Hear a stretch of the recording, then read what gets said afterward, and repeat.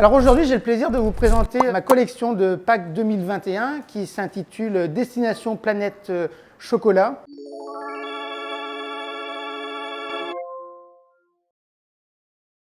Donc cette collection est constituée d'une grande pièce artistique qui se présente sous la forme d'une secoupe volante et qui contient tout un équipage où vous allez retrouver 3 personnages qui vont être vendus de façon individuelle. C'est un travail qui commence à peu près 1 an à l'avance.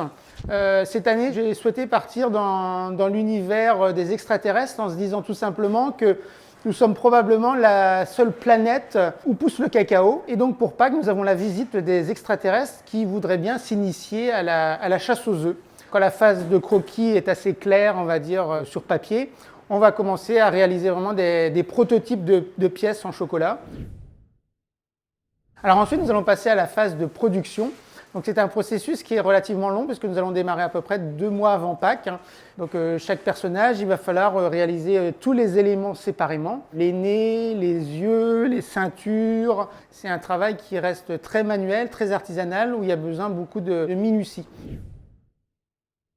Donc une fois que tous ces éléments seront réalisés donc séparément, il va y avoir tout un travail d'assemblage. Cette étape de montage est très importante au niveau du collage. Il faut vraiment s'assurer que chaque élément soit parfaitement collé. Ces pièces vont partir aux 4 coins du monde et donc doivent arriver en parfait état à la fois à New York, à Tokyo et à Hong Kong. Alors pour une collection comme Pâques, l'idée aussi c'est de mettre en avant des cacaos bien particuliers. Donc pour cette collection, j'ai privilégié des cacaos d'Amérique latine. Chaque personnage est associé à une origine. Donc vous allez trouver le premier personnage qui est le capitaine Équateur, donc un cacao d'Équateur qui a des notes plutôt boisées et florales. Le deuxième personnage, c'est le pilote. Alors là, c'est un chocolat au lait qui provient du Pérou, donc c'est un chocolat au lait qui a des notes plutôt acidulées. C'est toujours très intéressant, je trouve, ce contraste entre la douceur du lait et ces notes un petit peu acidulées du chocolat. Et le troisième personnage, c'est l'agent Jamaïque. Donc là, un cacao jamaïcain avec des notes plutôt épicées frais.